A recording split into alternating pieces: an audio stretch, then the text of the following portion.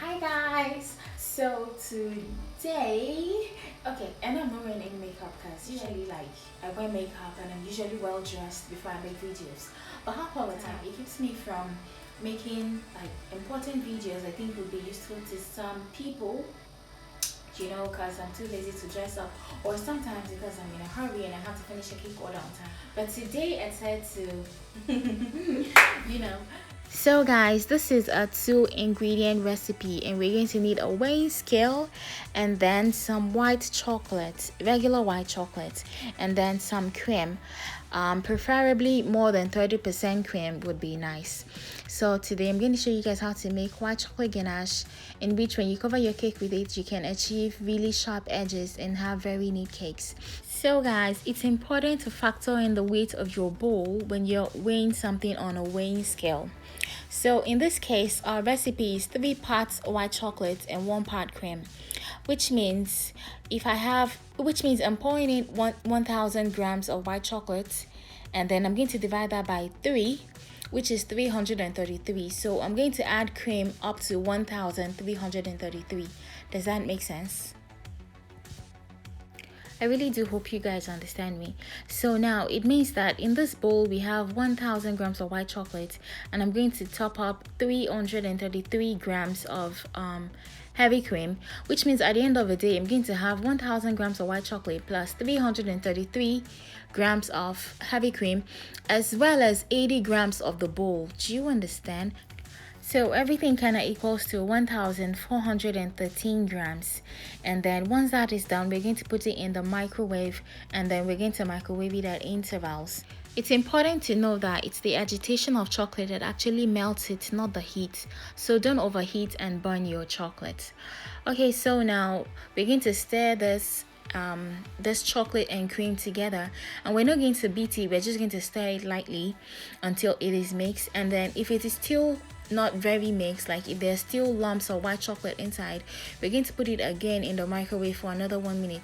So guys, it's important to microwave your chocolate at intervals of maybe 30 seconds or 1 minute, because you don't just want to throw it in the microwave for 5 minutes and let it burn, because that way it will burn. So put it in for 1 minute, bring it out and stir. And then the next thing you should make sure is that you don't over stir, like don't beat it, because you don't want to beat air into it. You want your ganache to be stiff and dense so you can get like really sharp edges that are stiff enough to hold. And then the final thing is that you don't want there to be lumps after you're done stirring. Make sure you stir and there are no lumps and your white chocolate is very smooth. So guys, if you watch my video regularly, you know that like I always give like a bonus step in the middle of the video. So today the bonus is going to be that I'm going to show you guys how to reuse white chocolate ganache that you've used before. You just want to reuse it. So the trick is not to melt it together with your white chocolate. So this ganache, I used it for a cake too this before. So the trick is to put this ganache in this bowl in the microwave and then let it melt. You don't want to over melt it. You don't want it to be as liquidy as the ganache you just made.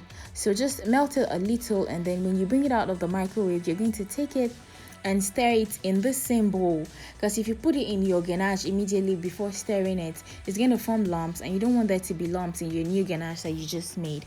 So you're going to stir it and break up all the lumps in that bowl before transferring it into the new ganache. Because imagine you poured it like that into it and then you're trying to melt it all together. It means at some point you're going to burn this this ganache you just made while trying to melt the other one. Did you guys understand me?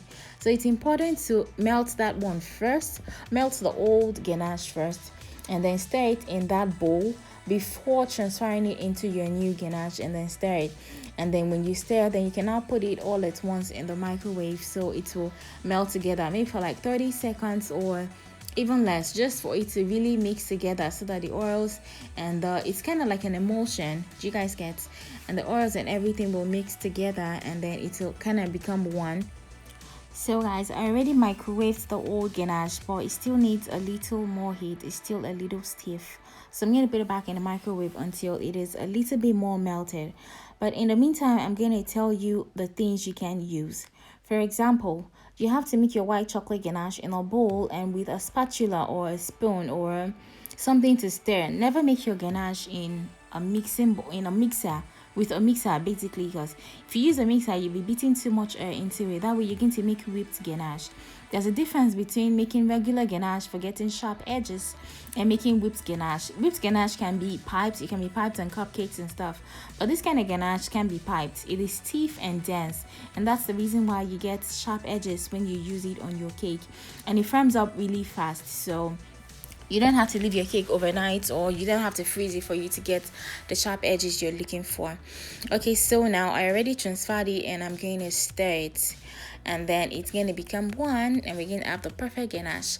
But in the meantime, once you're done doing this, you cover it with a cling film and then leave it for a few hours, maybe 2 or 3 hours before you use it. That way it stiffens and becomes more of a paste than a liquid. This way it kind of feels like a gel-ish, but if you leave it for a few hours it stiffens, so it's easier for you to use, and then it cooperates better though if you leave it for a few hours. I don't know if you understand me. So at the end of the day, I made this ganache, and then I covered that cake by the side, square cake, and then it was so nice. And then I'm going to show you guys the final results that I got, and it was really easy. And I'm going to make a video of how to use this ganache for you guys in my next tutorial.